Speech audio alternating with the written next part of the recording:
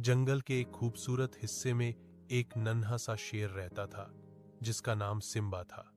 वह जंगल के राजा शेर मुफासा का बेटा था। सिम्बा बहुत शरारती मगर दिल का बहुत अच्छा था। वह हमेशा नई नई जगहें देखना और सब जानवरों से दोस्ती करना चाहता था।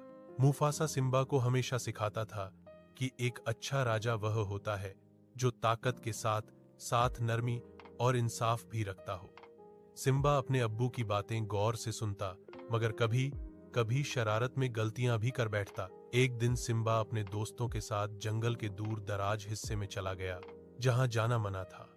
अचानक वहां खतरा पैदा हो गया और सिम्बा डर गया। खुशकिस्मती से मुफासा वक्त पर पहुंच गए और सबको बचा लिया। मगर इस वाकये के बाद मुफासा ने सिम्बा को समझाया कि जिम्मेदारी बहुत अहम होती है। कुछ समय बाद मुफासा नहीं रहे और सिम्बा बहुत उदास हो गया।